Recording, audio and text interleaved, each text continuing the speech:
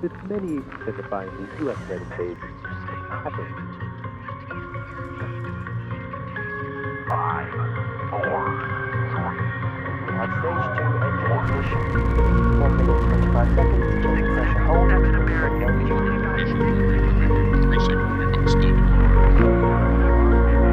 No Now, we have ambulance 236 291 4229.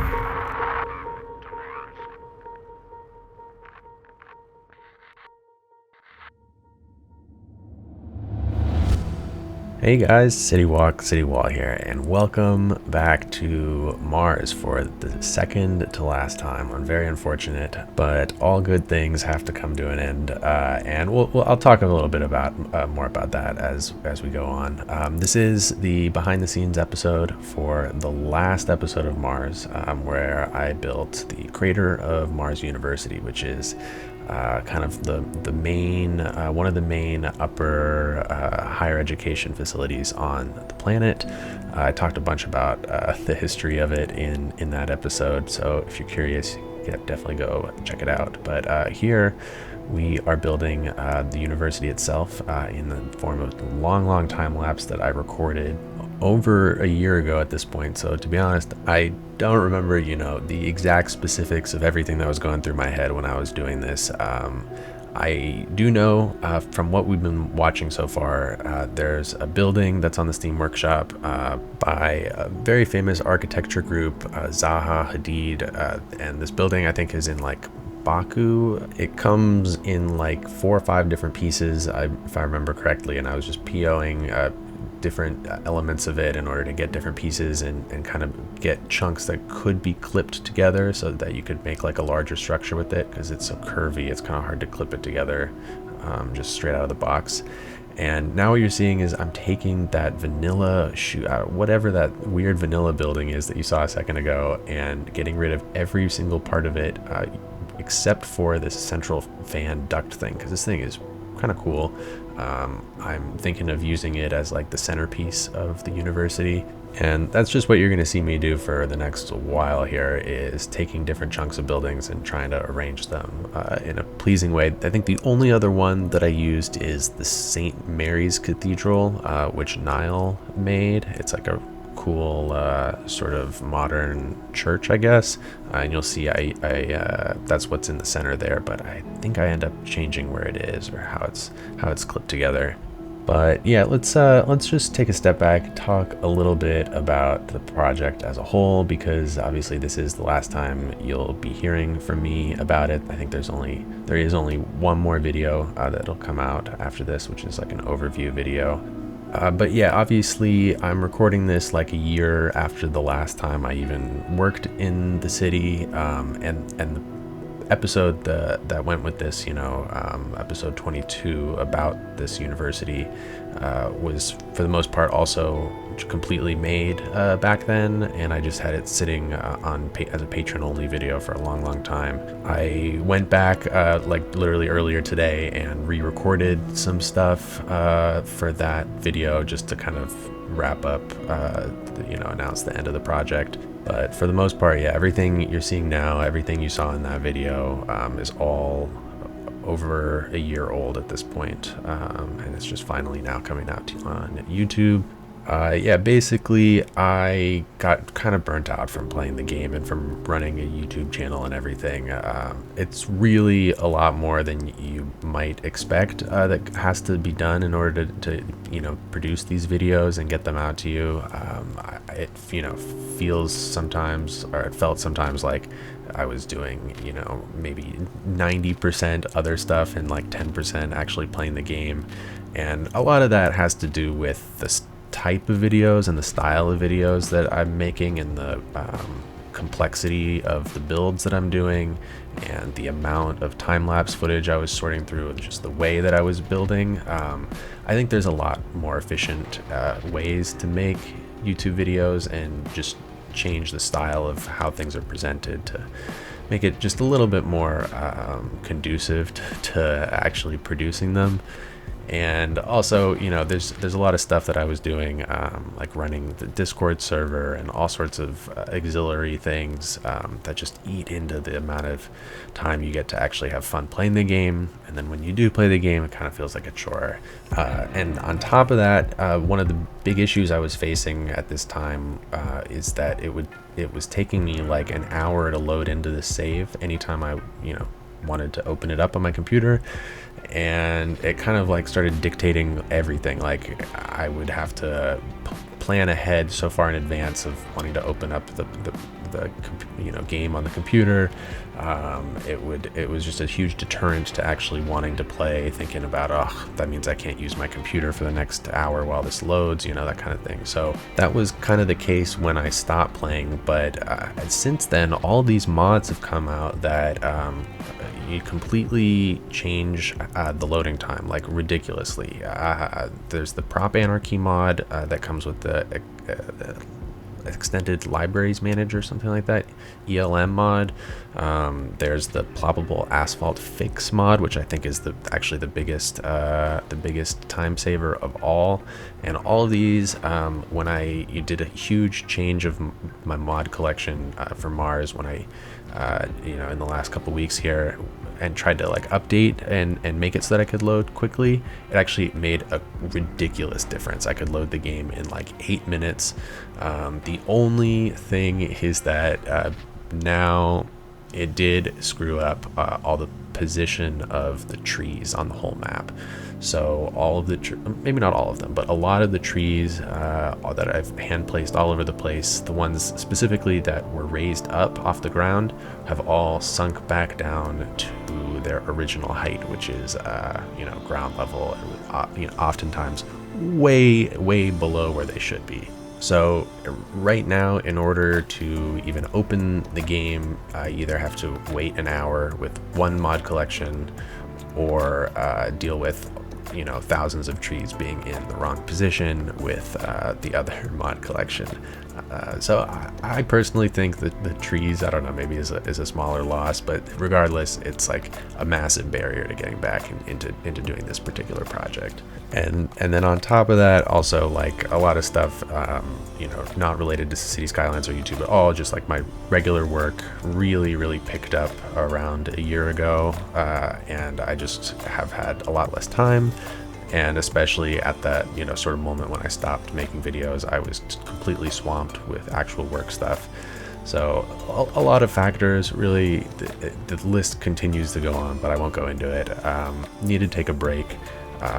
Didn't play the game for, you know, eight months. Was playing some other very fun games, and I eventually got back into it. So I have a new project that I'm working on, and I'm very excited about. And I'm only doing this now because I, you know, want to eventually start releasing stuff for that project, and it doesn't feel quite right to do that until I have closed out Mars as much as I can.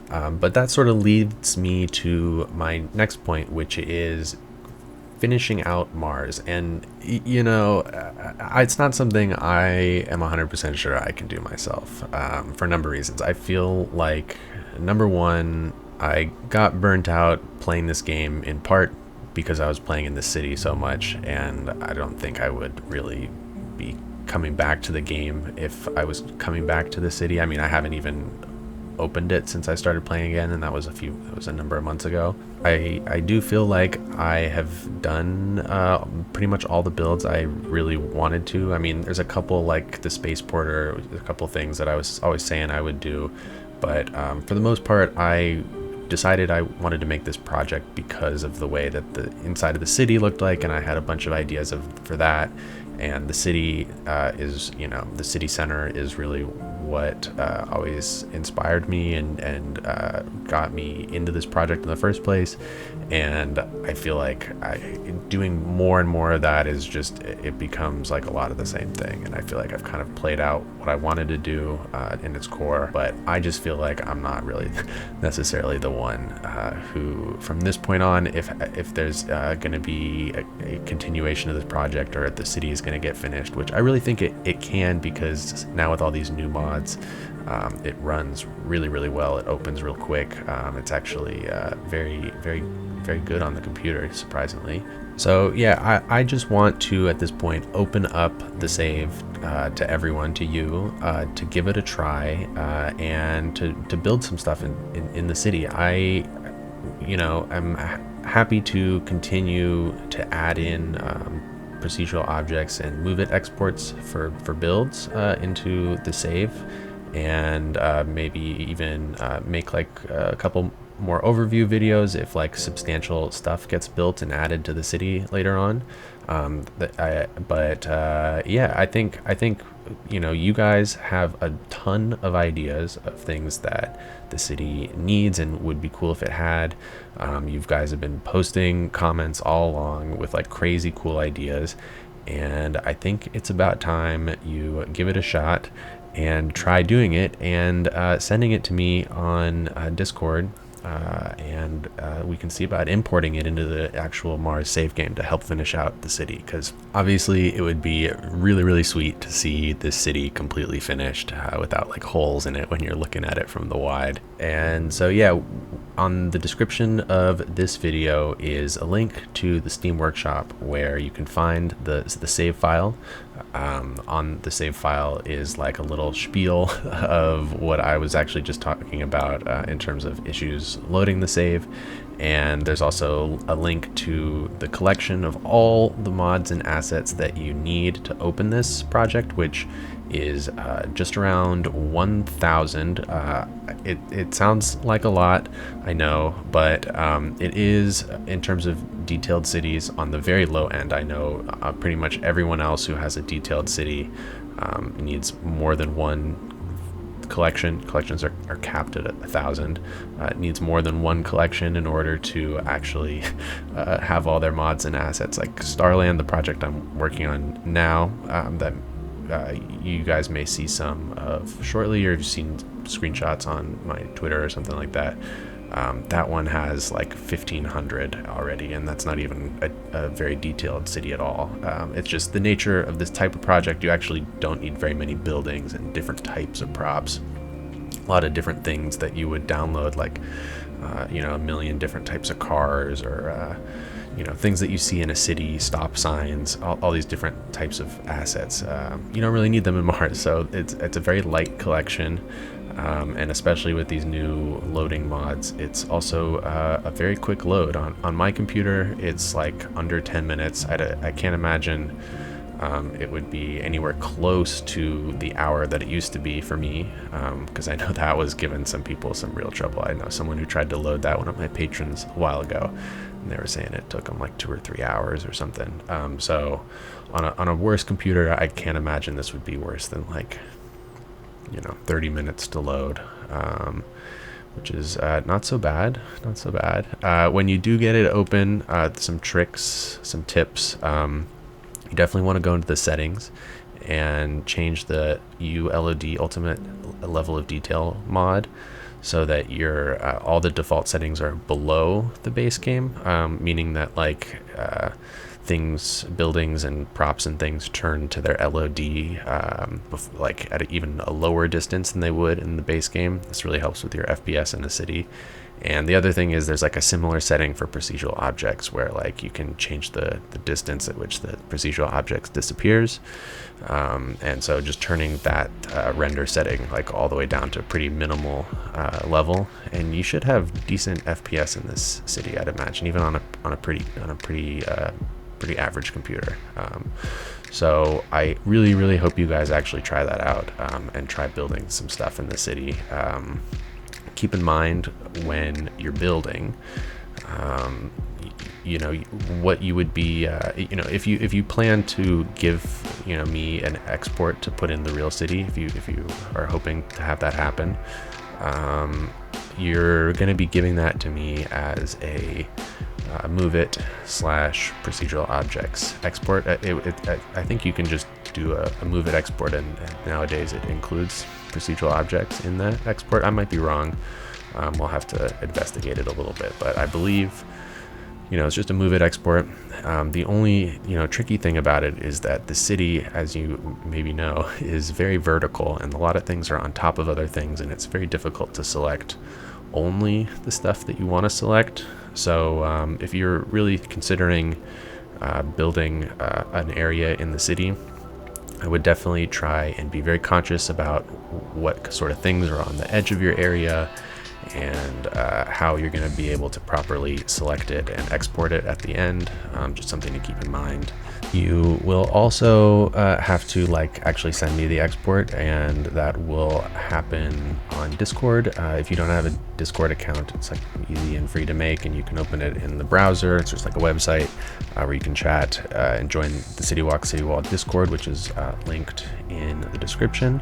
And that's where ideally you'll send along some screenshots of what you've done and a written description of it, give some backstory or thoughts behind what you did and why you did it. Obviously the move it XML export file, and also instructions for how to actually import and connect up your little area, because it's not necessarily super straightforward on my end. A lot of times, let's say you build a place and it has a cable car station in it, you've probably had to have deleted one or two segments of cable car track and replaced them down and connected them to a pre-existing one, and that's not really going to necessarily translate in a move it export. You might have to explain that a little bit and tell me what I need to do in order to properly get it working in the city. Wow, so we've done so much in this build. You've seen basically the main piece of what's I think the coolest part of this build is all this work with the decorative networks that I made. These are really weird sort of, I think this is the plastic network. They're just textures on different very simple shape networks, and you can make some really ridiculous things with them. This is kind of why I made this asset pack, because I was thinking you could do stuff like this.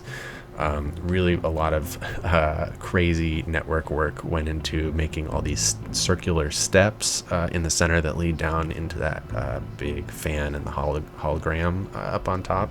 When I made that pack of decorative networks, I also made a prop version of each texture. So this plastic texture has a prop version of it that I PO'd and made super big and turned that into the floor. And then for some reason you just saw me delete it and put down grass, but I think I don't know, it's been a year, but I think I go back and change that back to not being grass in a second. The other big thing that you're going to start seeing me do here in a little bit is placing a ton of rocks all over, and then doing a bunch of pathways between the rocks, and a ton of trees and little flowers and things all over. This is the most heavily vegetated, that's not a word, area in the entire dome so far, and this is actually probably the area that's one of the most affected by the trees all plopping down to the ground level.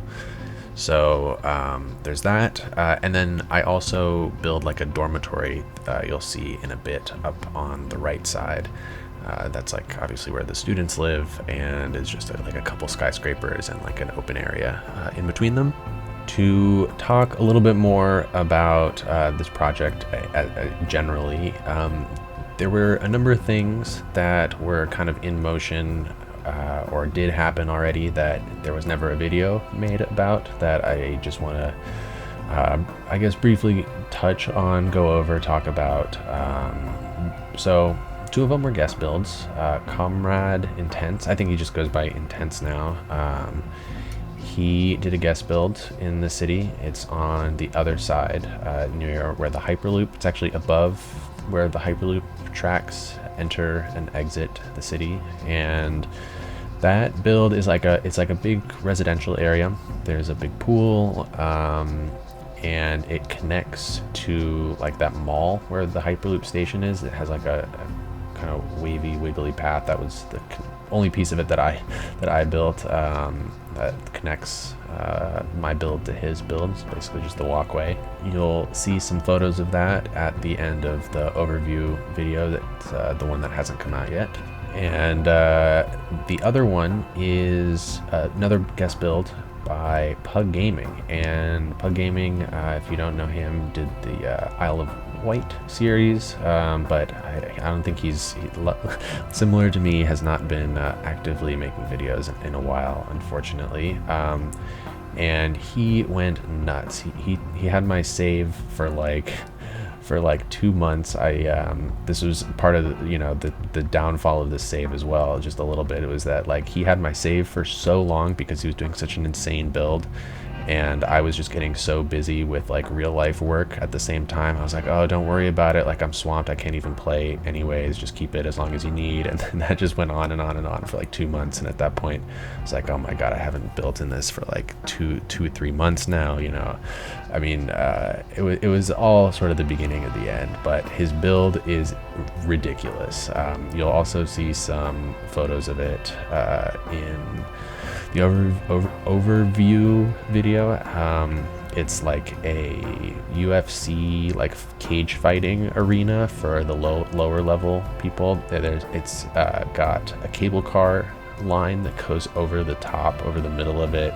It's got a raised up, boxing rink with like cages all around it, and like cage walkways to like, funnel people into it. It's like really brutal and insane. And it's all this like custom advertising and stuff, and all these bleachers and seats and box seating, and like a gambling area around the outside where you can bet on the fights or whatnot.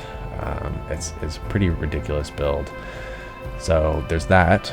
And the other enormous thing that unfortunately probably won't ever really make it in a video except for screenshots in the overview is there's finally a new Mars dome asset that my good friend Duya made. It's a trillion times better than the like really terrible geodesic dome asset that I made to start off the series. It's like extremely intricate, and it's got like animated windshield wipers, and the texture is like so awesome and sci-fi and like greebled, and like it's got all these auxiliary pieces that go with it that are meant to go around the exterior of the dome and create like a bunch of ports where big rovers could drive inside of and park, or like airlocks, or like shipping things that help connect to the spaceport.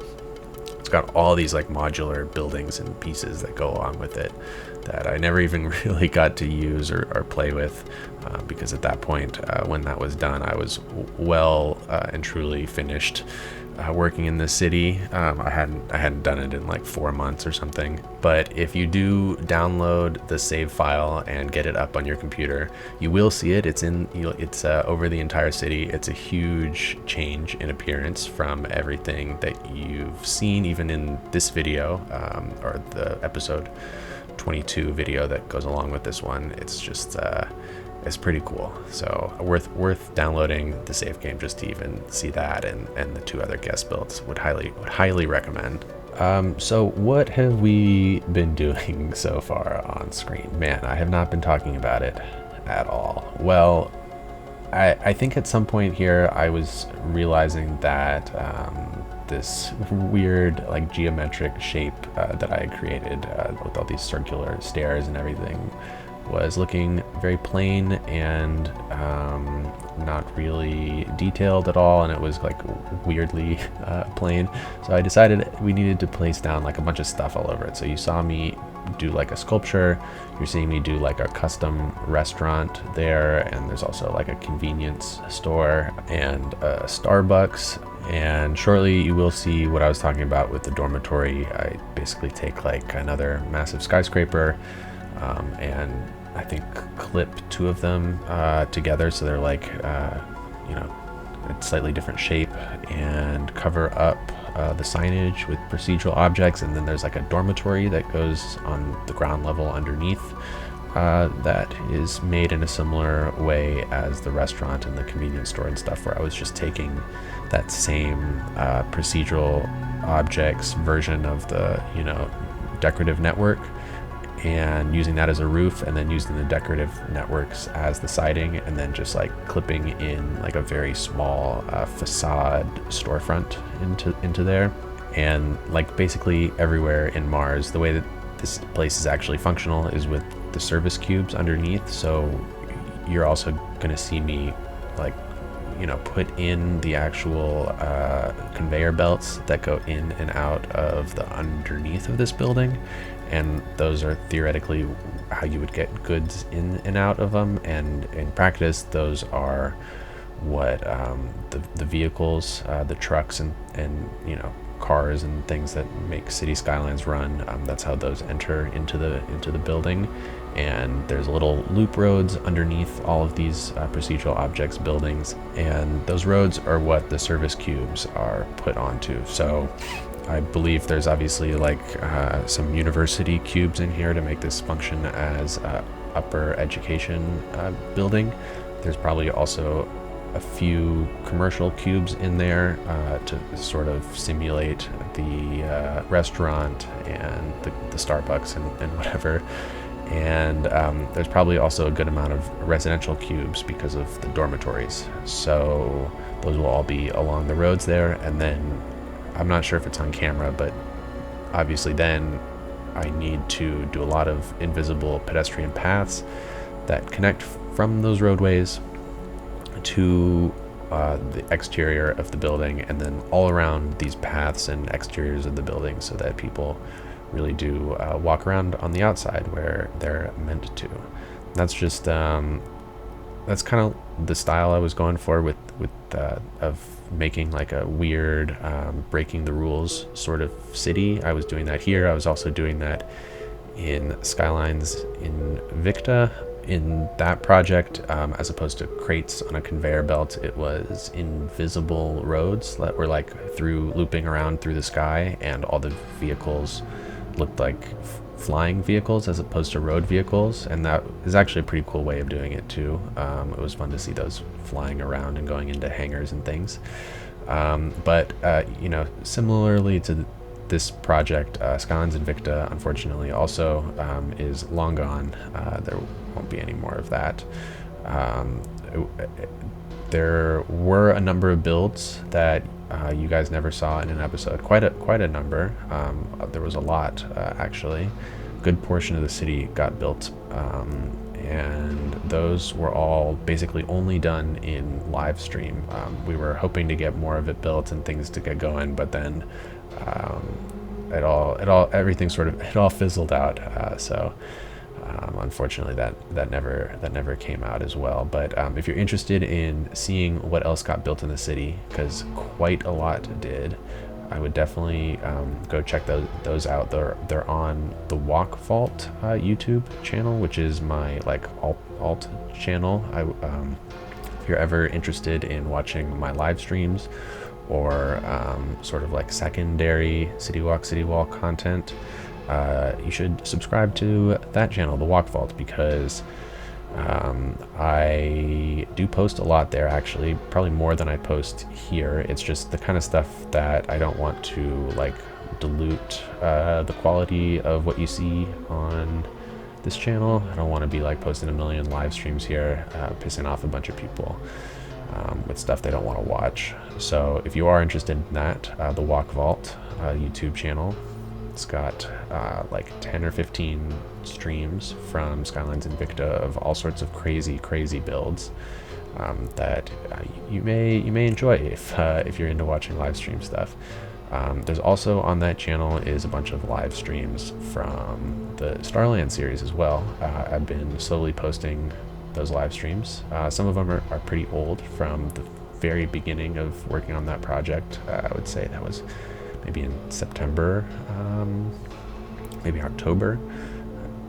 And that, when I say the beginning of working on that project, I mean the beginning of actually building a city, because I did begin working on Starland well over a year ago at this point, back in 2020, 2020, I would say. I think it was 2020 I came up with the idea of it and what I wanted to do in the series, and a lot of the concepts of the city, and I made the map as well. That was a big old process, making the map back then, but then I never actually built anything in the map, and that was one of the things that I was really excited for to get eventually back into playing City Skylines, was to build on this map that I had made. It was very exciting. I had the whole Steam collection ready to go, and so that was just a fun new project to jump into and start playing the game again, and find joy playing the game again and not having it feel like a big chore, starting something new and fun and different.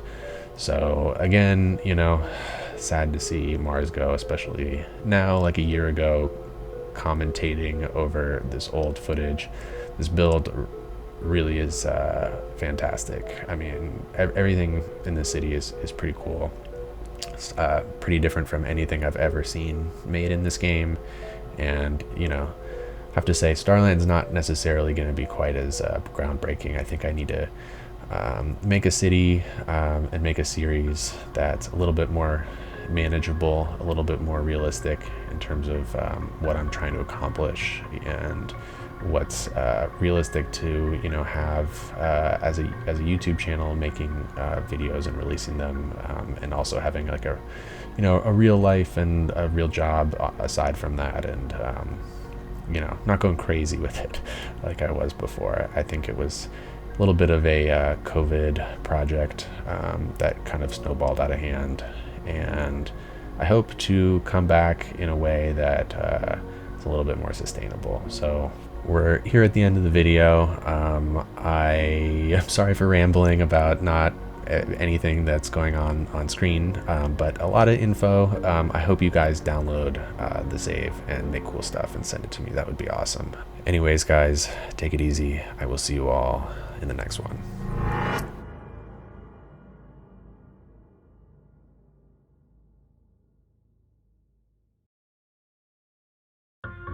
While this might be the last full episode of Mars, that doesn't mean that there isn't more Mars content coming.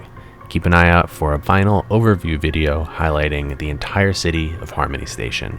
Again, I need to give a huge thanks to every single person who had a hand in this project, from patrons to asset creators to guest builders, graphic designers, moderators, musicians, and most importantly, the fans. Your comments, your input, and your support has built this project, and it wouldn't be what it is without you. It may be inappropriate to say see you next time on Mars, so instead, I'll just see you next time.